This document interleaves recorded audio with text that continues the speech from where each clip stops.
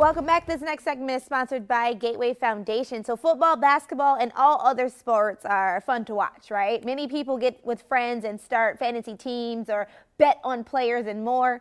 But what happens when harmless sports betting becomes a form of serious gambling? Gateway's Foundation, Mercedes Kent, weighs in on this. So Mercedes, our first question for you is, what is the difference between fantasy sports and sports betting? Both fantasy sports and sports betting go on the premise that you're predicting the outcome of the game. So some people may say that fantasy sports is not necessarily gambling because it's a game of skill as opposed to sports betting. But those with sports betting, sometimes there's monetary things that are involved with the fantasy football, and those that also do fantasy football also can participate in betting on regular games. Yeah. And so why is fantasy football problematic for someone in recovery?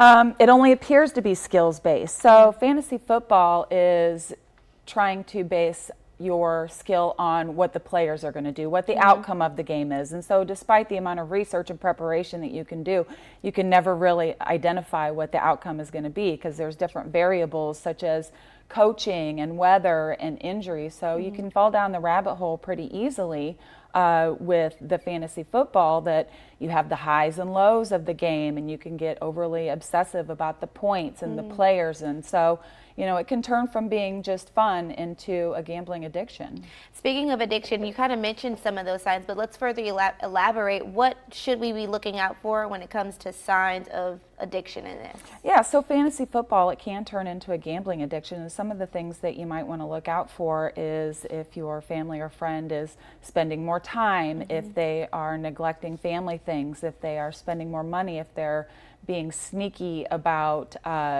different incomes that they have and applying for credit cards and focusing a lot of time on the fantasy football that's deteriorating and taking away from time from work or children or home. Wow, very interesting. And so how does Gateway kind of help those who may be facing addiction? Yeah, so at Gateway Foundation, we target the whole person through holistic and evidence-based practices. We can identify maybe some of those thoughts or feelings that are driving the need to gamble.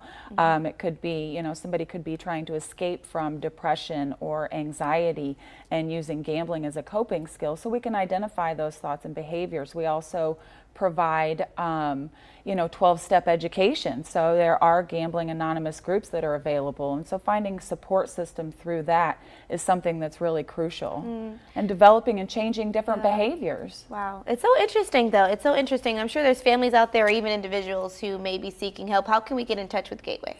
Well, Gateway Foundation has targeted treatment therapies that we use, again, to treat the whole person. So, Gateway is also Illinois' largest provider of co-occurring disorders in the state. So we want to treat the whole person, treat the whole family, and we can be reached at 855-925-GATE and then also at www.gatewayfoundation.org. We have 24-hour counselors online that can at least start the process and get any questions answered, and then we can go from there. Definitely. Always a great, interesting conversation with Mercedes. Thank you for coming. We'll see you next time. Thank you so much.